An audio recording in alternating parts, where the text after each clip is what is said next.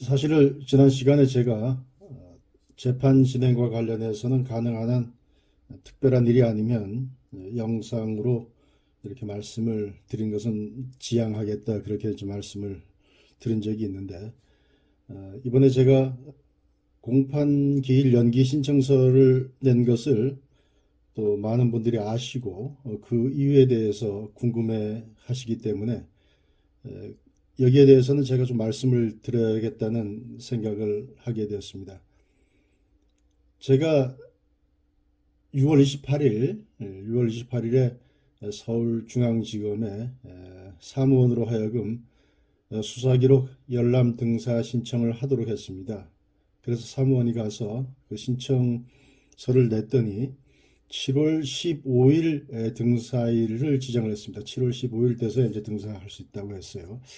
근데 공판기일이 아시다시피 7월 10일인데 15일이면 이미 첫 회 공판기일 지나간 다음이지 않습니까? 그래서 이건 좀 안 되겠다. 변론을 준비하기 위해서는 그 전에 해야지. 그래서 제가 28일이 금요일이고, 그래서 7월 1일 월요일 날 오전에 직접 서울중앙지검 등사실에 연락을 했습니다. 그랬더니 역시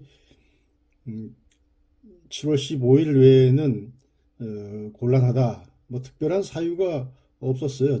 그 전에 우리 사무원을 통해서 한 얘기는 뭐 기록이 11책이나 돼서 분량이 많기 때문에 그렇다, 이제 그런 얘기를 들었고, 제가 전화했을 때는 어쨌든 7월 15일 외에는 어렵고, 저 말고도 다른 변호인 한 명이 역시 신청을 했는데, 역시 거기도 7월 15일 날 동일한 날짜로 이제 잡혔다, 이제 그런 얘기를 해요.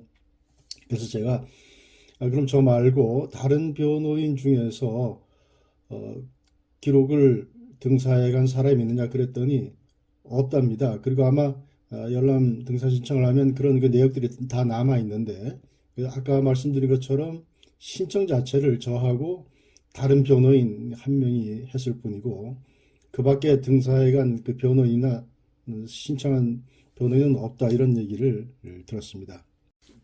그래서 우리 헌법재판소가 수사기록 등사 거부한 행위에 대해서 위헌 결정을 내면서 여기에 대한 명확한 이유를 설명한 것이 있죠. 이것을 제가 서울중앙지검 그 통지를 보내면서 거기에도 이제 보낸 바도 있습니다. 일단 제가 보낸 공판기일 연기 신청서 이유를 한번 말씀을 드리겠습니다. 위 사건의 첫 공판기일이 2024년 7월 10일로 지정되었으나 피고인의 변호인이 2024년 6월 28일 수사기록 열람 등사 신청을 하였던 바, 검찰에서는 위 공판기일 이후인 7월 15일로 열람 등사일을 지정하였습니다. 이에 변호인이 2024년 7월 1일 다시 중앙지검 열람 등사실로 직접 전화하여 공판 기일 전 열람 등사를 요청하였으나 불가하다는 답변을 받았습니다. 참고로 위 통화에 따르면 본 변호인 외에 다른 변호인 한 명이 더 열람 등사를 구하였으나 역시 7월 15일로 통보를 받았다는 것이고, 그 외에 달리 기록 열람 등사를 한 변호인은 그 누구도 없다는 답변을 받았습니다.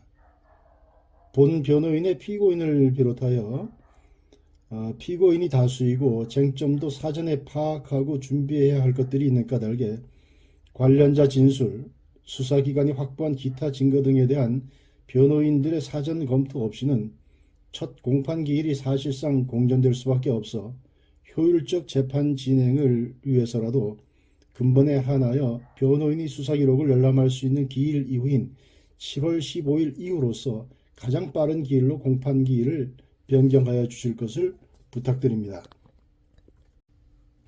자, 그러면 앞으로 어떻게 진행될 것이냐. 말씀드렸던 것처럼 변호인이 수사 기록을 확보하지 못한 상태에서 공판기일이 열린다고 해도 위법은 아닙니다. 재판부에서 그대로 재판 진행하면 되고요.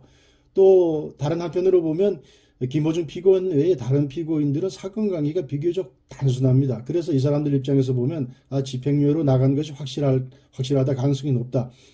그러면 가능한 한 빨리 재판이 진행되어서 선고기일도 빨리 잡히는 것이 좋겠죠. 아마도 재판부에서 이런 면까지 감안해서 그대로 공판은 진행하지 않을까 싶습니다.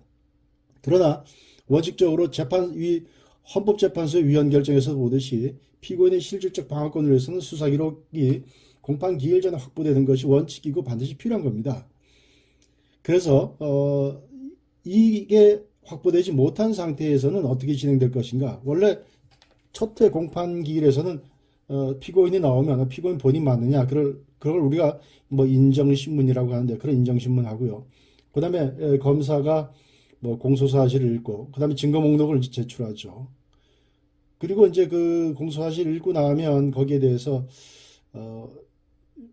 피고인이나 변호인이 어떤 그 의견을 제시하게 되고 또 증거 목록에 대해서도 증거를 미리 받게 되면 증거에 대한 의견도 얘기하고 그러는데 사실은 수사 기록이 없는 상태에서는 그 이후에 진행되는 것들이 없는 거죠. 그 인정신문 본인 맞냐 뭐 이거 확인하고 그다음에 검사가 뭐 공소장 전부를 읽든지 아니면 뭐 요지만 얘기하든지 그러고 나서 진행되는 것이 사실상 없죠. 변호인도 할 말이 없는 겁니다. 뭐 수사 기록 받지 못해서 다음에 얘기하겠습니다. 이 정도가 전부인 거죠. 그러니까 이게 무슨 얘기냐 하면 결국 무의미한 재판이 되는 겁니다. 피고인만 한 번 더 법정에 나오게 되는 것이죠. 무의미하게. 특히 이제 김호중 피고인 같은 경우에는 기자들의 그 주목만 더 끄는 것이고 언론의 프레시 세례만 한 번 더 이제 받게 되는 것이죠. 과연 이것이 바람직한 것인가? 라고 하는 겁니다. 그래서 제가 공판기일 연기 신청서를 이제 냈던 것입니다. 뭐 받아들여질지 안 받아들여질지 그건 이제 미지수입니다만 그래도 김호중 피고인을 위한 것이라면 이 정도는 해야 되지 않겠는가라고 하는 것이 제 판단이었습니다. 혹은 아마 이 사건에 대해서는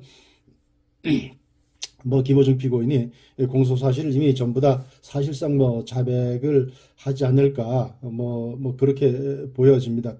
그러나 설령 이 전부 자백하더라도 개별적인 증거에 들어가면 정상 참작과 관련한 그리고 공소 사실과 관련한 어떤 그 동기 왜 그렇게 했는지 그런 판단의 이유 또 여러 가지 정황 증거 이런 것에 대한 평가가 달라질 수밖에 없고 또 관련된 사람들의 진술도 그렇거니와 수사기관이 나름대로 확보했던 증거에 대해서도 사실은 말이 다르고 다르다 그런 말이 있듯이 조금씩 뉘앙스가 다른 것이 이 사건을 판단하는 판사님에게 미치는 것인지 다를 수가 있는 것이죠. 그런 점에서 보면 사전에 증거를 다 파악을 해서 어떤 부분을 더 보완을 하고 어떤 부분은 이게 사실과 좀 다르고 과장된 거니까 변호인이 여기에 대해서는 좀 반론을 해야 되겠다. 이런 것들을 준비하는 것이 반드시 필요한 거죠. 그러니까 이런 준비가 제가 볼 때는 공판 기일이 열리기 전에 수사 기록 확보를 통해서 있었어야 되는데 그게 없었다. 그게 좀